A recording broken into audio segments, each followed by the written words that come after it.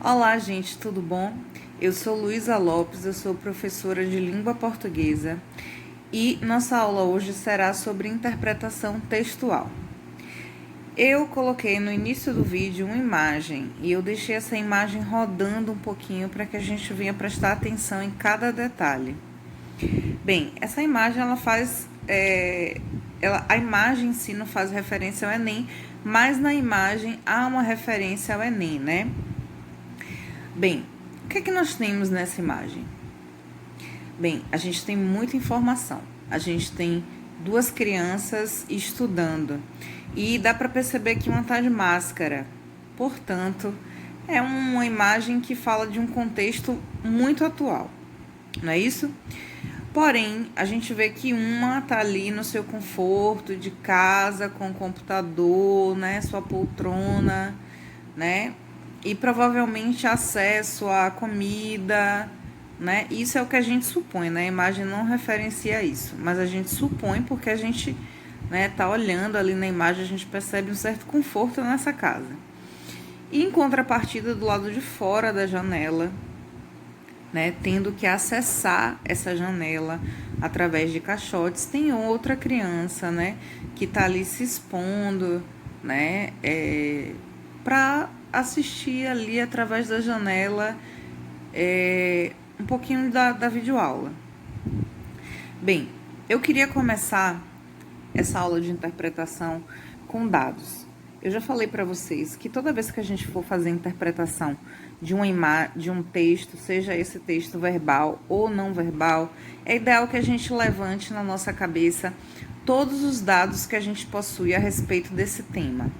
Por exemplo, a imagem claramente está falando da desigualdade social, né, de pessoas que têm acesso à internet e pessoas que não têm acesso à internet. Como é que a gente fala de igualdade se nesse momento de crise, né, muitas crianças não estão tendo aula porque sequer têm acesso à internet. Então, é importante que a gente pense assim, o que é que eu tenho de dados a respeito desse tema? O que é que eu sei? Gente, é importante que esses dados sejam de fontes reais, tá? São dados da nossa cabeça. Olha, eu trouxe alguns dados aqui e eu já começo com esse dado sobre a internet, né? No Brasil, esse é um dado de 2018. É um dado do IBGE, tá? Ele fala que 63% dos domicílios no Brasil têm acesso à internet. Isso quer dizer que 37% dos domicílios no Brasil não têm nenhum acesso à internet.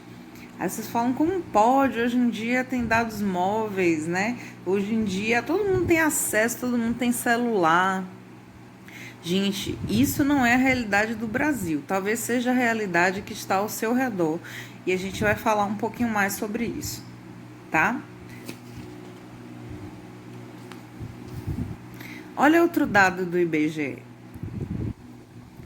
Esse daqui é um dado de 2016, tá? Então pode ser que ele já esteja atualizado, mas não deixa de ser um dado.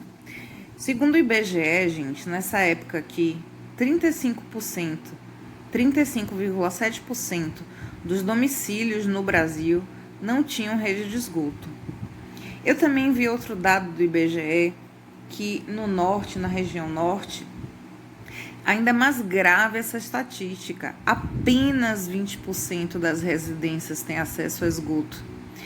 Isso quer dizer que 80% das residências não têm acesso ao esgotamento sanitário, né, que é o básico. Então, você imagina, se as famílias, as residências do Brasil, no norte, não têm acesso a esgoto, não seria a internet um privilégio? Olha só, tenho mais dados. Olha esse dado aqui. A gente tem no Brasil, gente, 15,2 milhões de pessoas vivendo abaixo da linha da pobreza.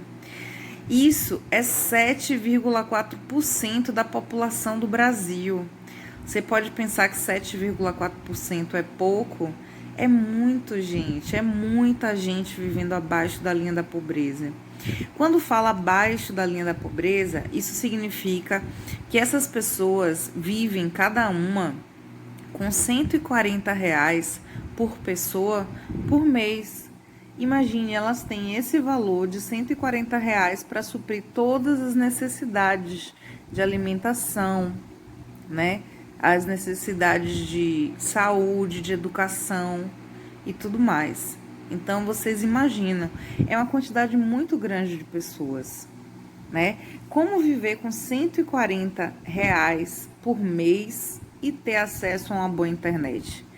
Então eu posso dizer uma coisa para vocês, mesmo que essas pessoas, né, mesmo que essa porcentagem, né, que a gente viu, os 37%, que eles tenham algum acesso à internet, certamente não será uma boa internet.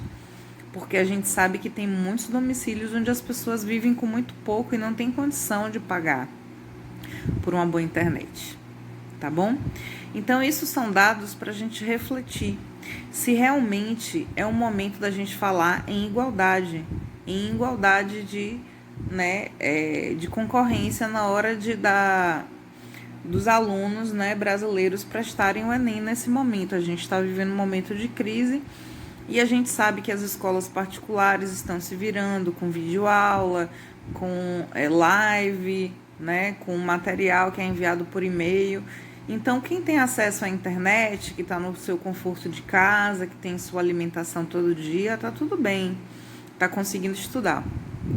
E aqueles alunos que não têm acesso, aqueles alunos em que a família vive com R$ 140 por pessoa cada um no mês, né? O que é que eles estão fazendo? Como é que eles estão se virando? Gente, a escola pública, até hoje, os alunos não tiveram aula, tá? Eles não tiveram ainda nenhum tipo de videoaula. Então, eles estão há 2 meses sem nenhum tipo de aula. Então, gente, eu queria abordar com vocês, já que a gente está falando, né, sobre essa questão de igualdade, eu trouxe para vocês essa palavra aqui, privilégio, tá? Eu fui no dicionário e no dicionário o significado de privilégio é você obter ou ter vantagem sobre outras pessoas. Portanto, para a gente discutir essa palavra, para a gente discutir esse tema, eu vou deixar uma imagem no vídeo para a gente discutir, né, o que é privilégio. Quantos privilégios vocês acham que tem? Quantas vantagens sobre essas pessoas, esses brasileiros que vivem abaixo da linha da pobreza que eu acabei de citar? Quantos privilégios sobre eles vocês acham que tem? Tá bom? Olha só, nessa primeira imagem, a gente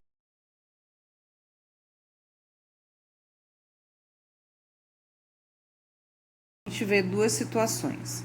Uma situação de igualdade e a outra de equidade, tá? Do lado esquerdo do vídeo, né, a gente vê uma imagem com 3 pessoas querendo assistir a um jogo, uma partida de futebol, e é dado a cada uma dessas pessoas, de forma igual, um caixote com o mesmo tamanho, tá? Isso seria igualdade, tá bom? Do lado direito, a gente percebe que, por essas pessoas serem diferentes, por terem estaturas diferentes, é dado a elas um caixote que proporcione que cada uma possa assistir a partida de futebol. Vocês entendem a diferença do que é igualdade e do que é equidade? Igualdade, eu tenho certeza que vocês conhecem o significado. Mas equidade é uma palavra que significa ser justo, tá? Então, a equidade é isso, é você ser justo com as desigualdades que ali se encontram.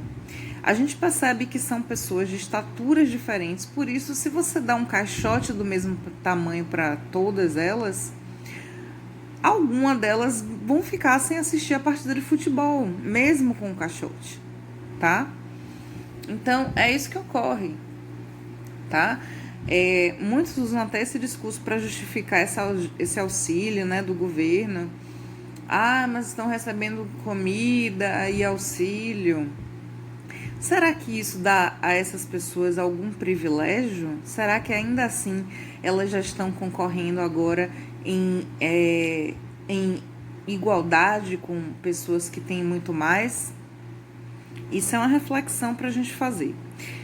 Na segunda imagem, repare essa segunda imagem que eu vou colocar. A gente também tem uma situação, né, que compara o que é igualdade e o que é equidade, né? Pessoas diferentes, em situações diferentes, né, com limitações diferentes, precisam ser tratadas de forma diferente, né? É verdade? Você não vai chegar para uma pessoa que anda de cadeiras de rodas, por exemplo, que tem a limitação das pernas, e dar uma bicicleta igual para uma pessoa que não tem essa limitação das pernas, né? Não é justo. Então, gente, na verdade, esse vídeo foi para a gente levantar dados, né, sobre como fazer a análise, né, de um texto para a gente montar a nossa interpretação textual. A gente precisa analisar todos os dados, desde as imagens, as cores, como essas imagens são colocadas, se há algum tipo de linguagem verbal, né? Quais as referências que a gente tem, né, sobre essas informações e levantar dados, né? Porque afinal de contas, a interpretação de texto não se faz com achismos, se faz com dados. Eu vou ficando por aqui, até a próxima aula.